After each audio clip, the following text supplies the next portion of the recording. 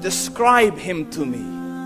And Muslims, look at the description of your Rasul. And for some, this would be the first time you hear what your Prophet looked like.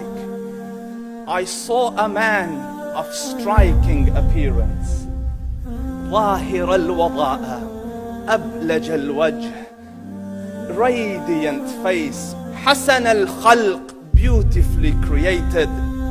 لم تعبه الثجلة, his belly wasn't protruding. ولم تزر به السعلة, nor was his head disproportionate and small. وسيم قسيم, proportionate and delicate, finely made, a specimen of a creation. في عينيه دعج, in his eyes there was a contrast. The dark was immensely dark, the white was excessively white. وفي أشفاره وطف, and his eyelashes were long. وفي صوته صهل, and in his voice was a natural echo. وفي عنقه سطع, and his neck was elegantly long. وفي لحيته كثاثة, his beard was full and thick.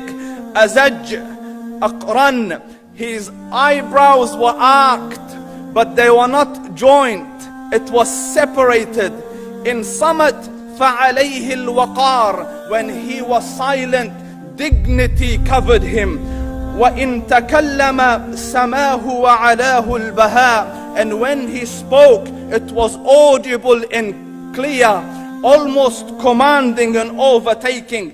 أجمل الناس وأبهاهم من بعيد, from afar the most striking and outstanding in appearance. وأحسنهم وأجملهم من قريب, and when he came near, the best of them and the most handsome of them in closeness.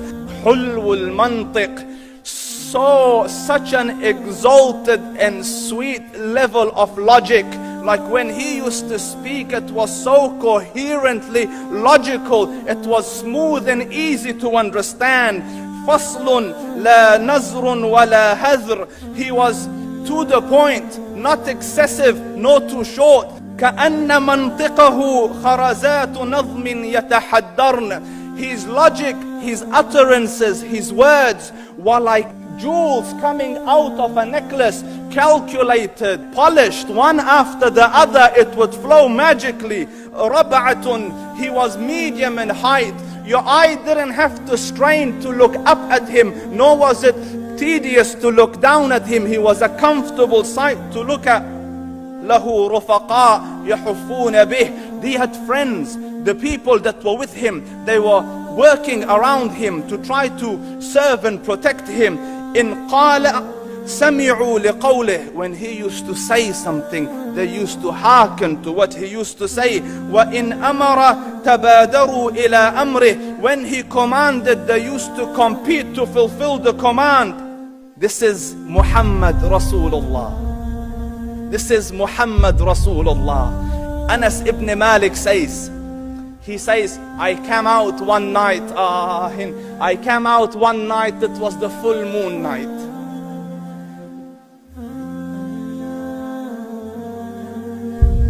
And I looked at the moon, and in the desert, understand, the moon is an awesome sight.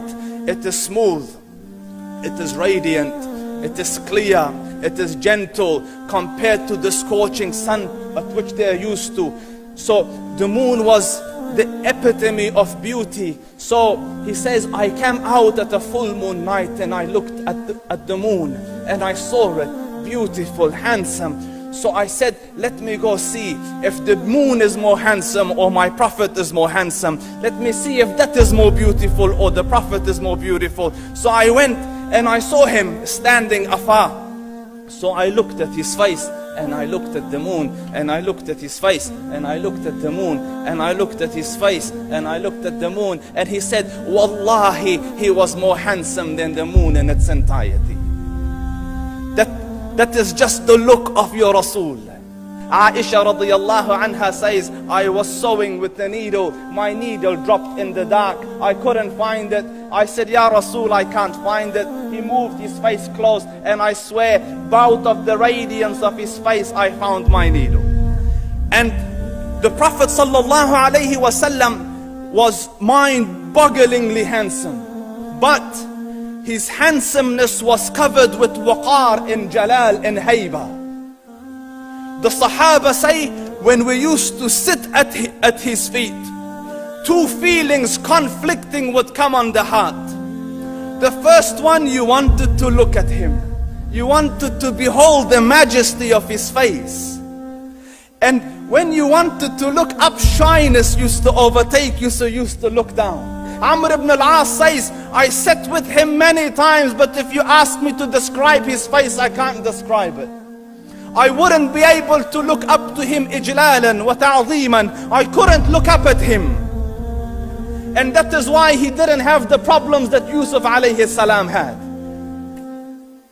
Because it was difficult to penetrate the awe and the splendor of the Rasul.